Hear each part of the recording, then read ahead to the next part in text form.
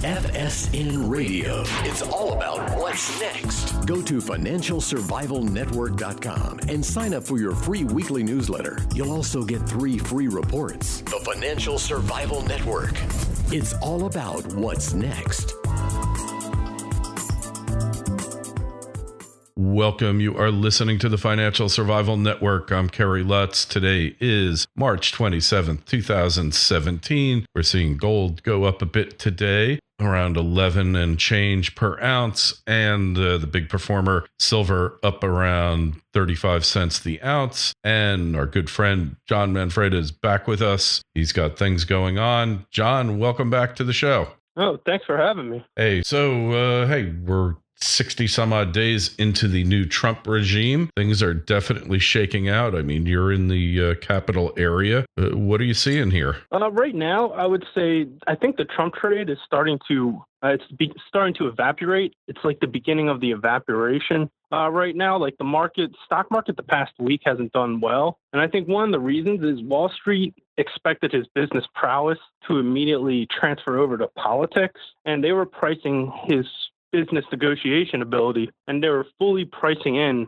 his agenda.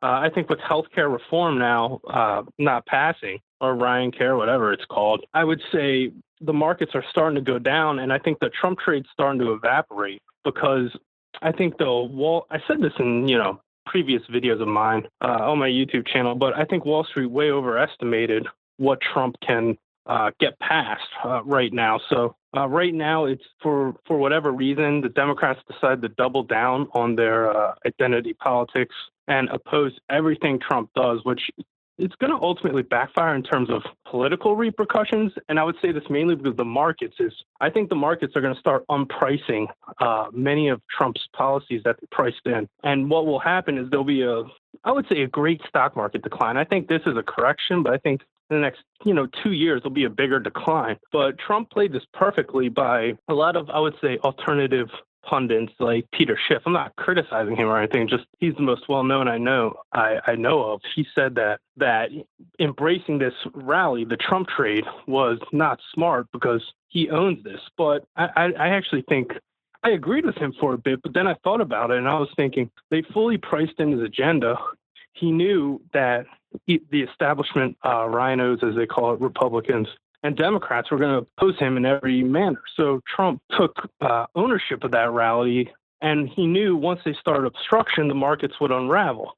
Mm. And now come midterms or even re-election, he has someone to completely blame. And I actually think the people will agree with him on that. So I think from a political standpoint, opposing him is going to ultimately backfire because the Fed is raising rates, and I think they're boxed in. They have to raise rates, not because they want to, but because they have to.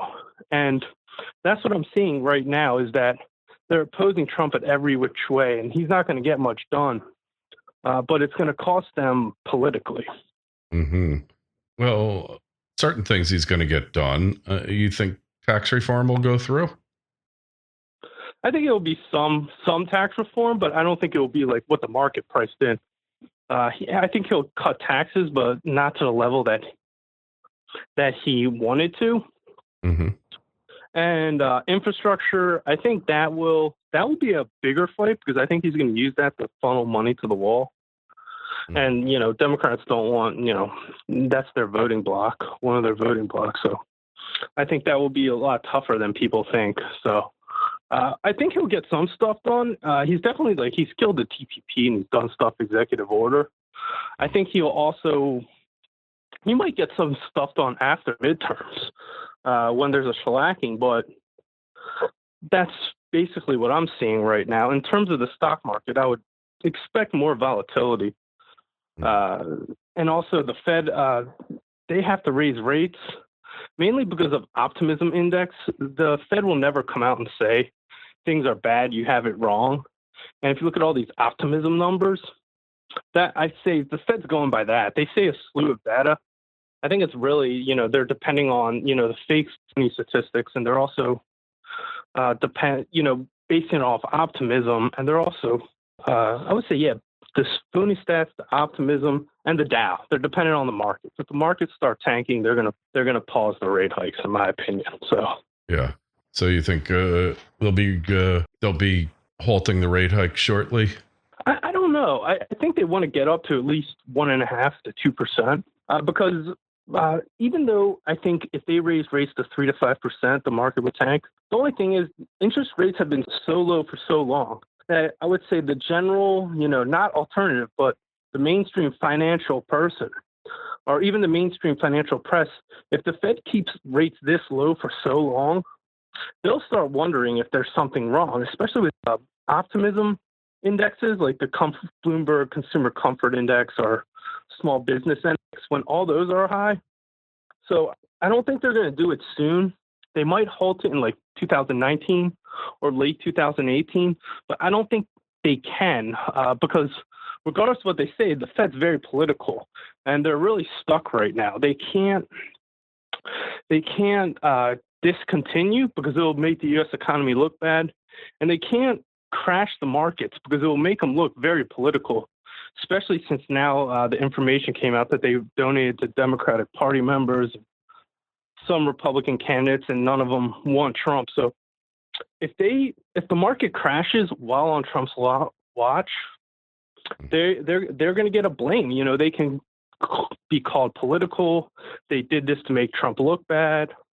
There's a lot of bad things going for them, so they're really stuck. This might be the beginning of the end of their credibility, though, if you ask me. Because they're in a box and they can't get out. What little they have left? Well, I don't know. It depends. Like with your audience and people like us, they don't have any credibility. But I think with the Wall Street crowd, they have some still. That's just my opinion. Mm-hmm. But I think with Wall Street and big finance, they might have some credibility. I think they have some credibility. So not that they're right. It's just how I see it. I could be dead wrong. Mm-hmm. So where's that leaving oil, precious metals, alternative hard investments? I think gold's in a bull market now. I think it's like the 2002 bull market where there was a bit of a correction, but it's starting to get some safe haven build. And it broke 1250 today. So that's a good sign because 1250 was resistance. It's like last time I checked was 1253. I was on my drive home. So if it's anywhere near that, but if it breaks 1250, that is a good technical buying. One thing I noticed is silver outperformed gold. I always want to see that. And the Huey was up 4.2 points. That outperformed. So that's a good sign of a run up right now. When all those, what I like to see is I like to see gold go up, but I want to see silver outperform it. I want to see the miners outperform silver. So if it's trading like that, I think that's a really good sign, and that's what I saw today. So I think it will be some similar to last year, not that big of a run. But I think 2018 and 19 will be a pretty big run. Like I don't expect it to go to its all-time highs till 2019. I think there's a lot of positive sentiment that needs to be unwound. And you see how quickly positive sentiment with the markets builds. Like after Trump's reelection, they literally decided to go against their what they were saying. The whole time we were told if Trump was elected, the market would crash. But what happened? Wall Street decided, because sentiment's so high, that, you know what, this is actually good. So sentiment's really high for the economy, for many of things. The market sentiment, not like me or you or anything. I think the economy is toast, but I would say that's what's happening right now, and that has to unwind. I think we're seeing the Trump trade slowly unwind. I think once the Trump trade slowly unwinds, where are they going to go back to? They can't go back to the Fed because it's well known the Fed and Donald really, don't like each other. Janet Yellen said that one time. That she wasn't a fan of the stimulus and it would overheat the economy or whatever.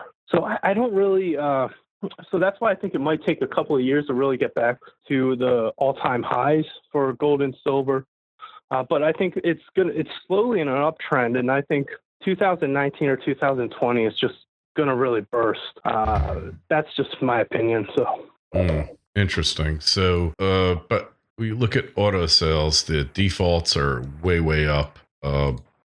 Just a lot of storm clouds for the economy, housing starts, mortgages, things like that. I mean, on the other hand, we do see that the inventory for housing is definitely low, which could be part of the reason that's stifling the housing sales and mortgages. But what do you think of housing here? I think I think that's in another bubble, but I would say it's not the main bubble this time. The main reason is one of the things they do is they just extend and pretend. They keep pushing things back. Loans are much higher out. Like in the auto loans, I did a video on the auto loans, and I was shocked to learn that they gave them like 8-9 year auto loans to pay them back. And I think with the auto loans, I think a lot of people are just going to walk away from their cars. They're just going to default on their debt. They're going to be like, why would I pay off this loan to get like a $2,000 car after using it? So I think that's the next big crisis. Mm-hmm. I think housing's more of a symptom. People are still, the subprime is still back, and we already know what eventually happened. But it wouldn't surprise me, like the next round of Fed policy, if they do it, it wouldn't surprise me if they just decide to start buying houses and taking them off the market. You never know. Like people talk about helicopter money or whatnot, but I don't see them doing another program at least till another 4 years, because they can't do it now. They would look too political, and they don't want to do it immediately after raising rates. So people talk about QE4.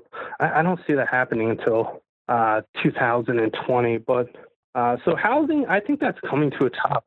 We have low wages. Mortgage rates, like every time I look at the new home sales I think the buyer's exhausted, and we're at the point where no one's going to buy anymore. The foreign buyers from 2013, like the Chinese and everything, they've already come into the market. So we're not going to see foreign buying. Millennials, still, they got a pay increase to the minimum wage, but some of them probably got fired. So I don't see, I think this is the aging, recovery of the housing market. A lot of houses aren't even at their 2006 and 7 highs. So it's really going to be, the only thing I get is it will have to be triggered by a margin call or a stock market crash, and they have to start raising cash. And then, with the stock market tanking, they're going to go look to housing and start selling housing to raise cash. And I think that will be, so I think the housing is more of a symptom right now, not the main thing, but it will come down with the rest of this. But I wouldn't, like a lot of people say renting is a great investment because young kids will be renting for much longer because they're in student loan debt and everything else. But renting is also very risky. Like everyone I know that rented, you can have a bad, I want to say tenant, but I don't know the exact word. But you can have a bad customer. People can just walk away. Mm-hmm. You get back, your deposit. So I don't even think renting's that great of an investment right now, especially if you're in New York. Like they have a history of price controls. During the 1970s, some apartments were actually being sold for $1, which they just weren't worth it. So I think there'll be a time to buy housing, just not yet. Yeah, so we're not there yet. So what's the safe trade? Is it precious metals? What's it going to be? I would say right now, the resource sector and cash. Mm-hmm. Right now, like if I like me personally with new money, I'm just going into resource equities right now. I don't like base metals because I think the economy is really bad. I think they way overestimated. And I don't see people buying a lot of stuff. Precious metals, I like gold and silver. One thing about gold, and I used to sell precious metals, and this is what people should look out for. I'm assuming that most of your audience is stacked. Now I have to disclose, I'm not a financial advisor. I can't be held liable. So sure. But when you go to buy bullion, the best thing to do is, I'm sure a lot of them are stacked. They've probably been stacking since the day they listened to you. Probably before. Is what I do is I bought some Chinese pandas in 2013, and they were 2010, and they were sold for like $20 a piece. Spot at the time was $15. Everyone thought I was nuts. But the thing about Chinese pandas, they change designs every year. And if you can buy one of those limited series or limited edition or one of those coins that change designs every year, you can greatly outperform the gain in gold and silver.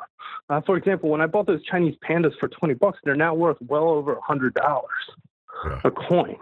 And I did that because, like there's this one coin that came out, it was the elk. It's limited edition, and it's at bullion. I'm not talking about numismatics. I'm not talking about rare coins. So I'm talking about limited edition gold and silver bullion coins, but they're priced close to spot. And I think a lot of your listeners, that's a strategy they might want to talk to or look into or see what they can do with it, because it's a really good strategy for stacking, especially if you already got a good amount of gold and silver. If you haven't, I would just say buy some, get a position, of 5% or something first, or 10% before you start doing this, because you do want to acquire ounces in the beginning. But I think that's a strategy, I actually did a video on that.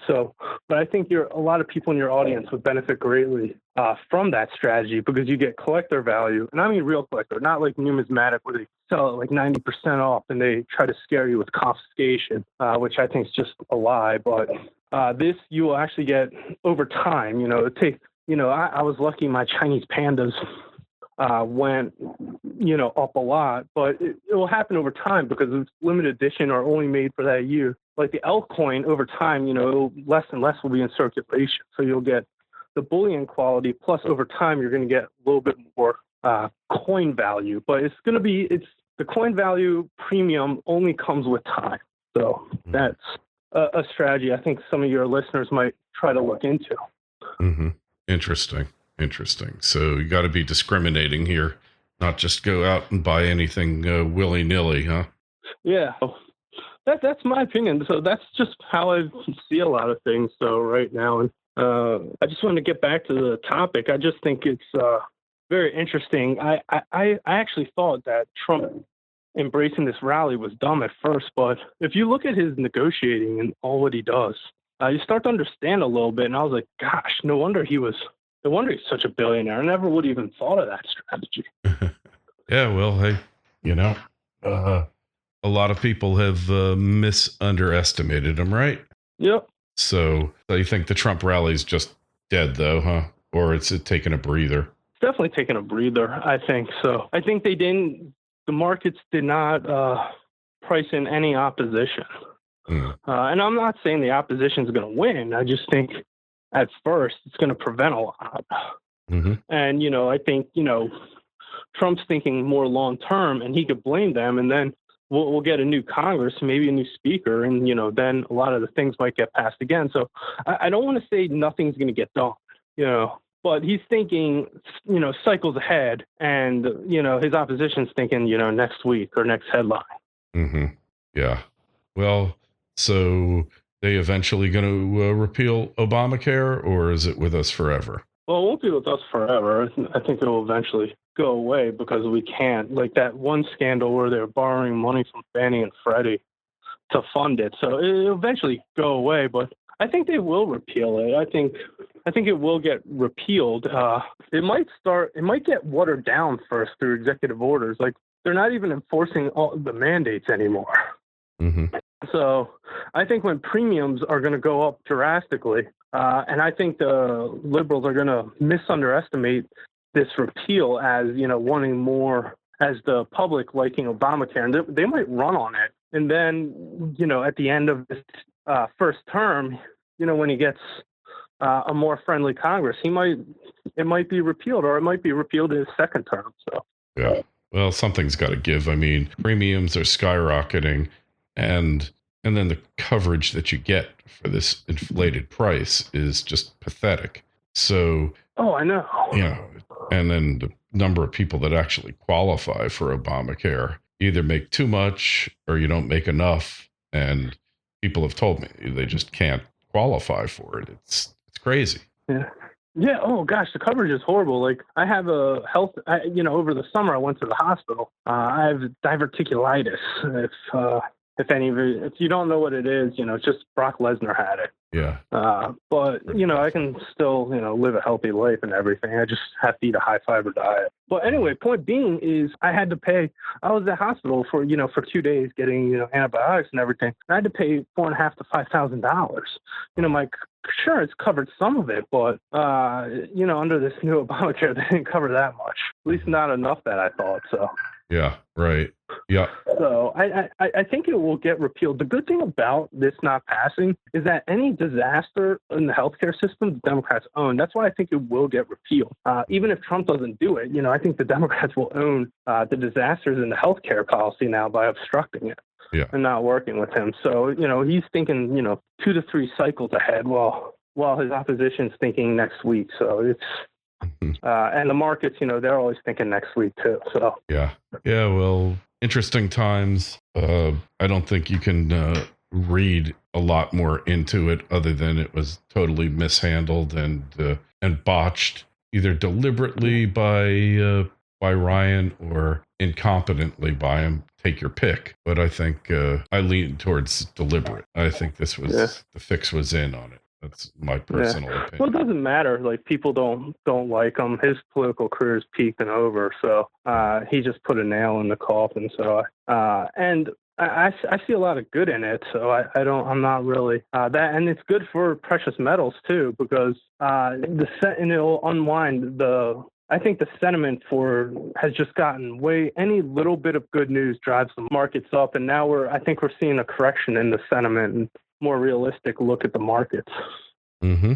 Yeah. Well, I don't know where it's heading exactly, but the market's definitely out of whack here. And, I just see there's got to be something to make it go higher from this point, right? I mean, tax cut, something has to go big. Actually, one of the things I wanted to bring up was one of the things that gets me. See, I wouldn't invest in the stock market just because I think it's overvalued. Trump's policies going through or not, I think it's just overvalued and it's due for correction/crash. But I think one of the signs that a top's coming is I remember listening to Gerald Celente, and he does like his weekly trends up. Right? I don't listen to every week, but this week I'm glad I listened because he said the stock market, no matter what, won't crash. There might be a correction, but it won't crash. He used to talk about like the crash of 2012, 2013. And another analyst I respect, Adrian Day. Sure. He said the market's overvalued, which doesn't mean it can't go higher. It just means it's overvalued. But he said we won't see a market crash anytime soon. So these are people that aren't really that big into the stock market. Mm-hmm. And I remember talking to Adrian Day, and he was in 2013. He was nowhere near the stock market or anything. So a lot of people who have, I would say, alternative ways of thinking, and I mean alternative ways of thinking, I mean that in a good way, a complimentary way. A lot of them are willing to say, the stock market won't crash at all. And so I'm getting actually weary of the markets right now. Yeah. Well, you know what they say, stocks climb on a wall of worry. So we've certainly had that. Well, John, we got to go now. Just tell us where we find you on the web these days. 2 things. Like, if they want to go to my YouTube channel, they can do J22 Report. That's what it is on YouTube, just J22 space report. I'm the only one with that, so that will be... Okay. And in terms, they can also find me on Seeking Alpha. I write a lot about the mining sector and mining stocks. In fact, I had an article out today about Tahoe Resources. So if they want to check that out, John J with an H. Mm-hmm. Then my last name is MANFREDA. They type that in, Seeking Alpha. They should be able to get it. Or if they just want to go in Seeking Alpha and look up Tahoe Resources or CDE, I wrote articles recently about that. Okay. So. All right. Hey, and if you got any questions, comments about this interview or others, email me at kl@kerrylutz.com. That's kl@kerrylutz.com. The Twitter feed is @KerryLutz. The Facebook page is Financial Survival Network. John, it's great having you back. Good to talk to you. And thank you. Hey, we'll talk to you again soon. One last thing. If any of your listeners email you and ask me like what coin would fit my description, they can email you and you can forward that to me and I'll answer their question. I won't, because, I don't know how many people they can ask about that. So sure thing. I will happily do that for any of your listeners who have a question about types of coins that would fit that model. All right. So just email us at kl@kerrylutz.com. John, great speaking with you. You be well. Same here. FSN Radio. It's all about what's next. Go to financialsurvivalnetwork.com and sign up for your free weekly newsletter. You'll also get 3 free reports. The Financial Survival Network. It's all about what's next.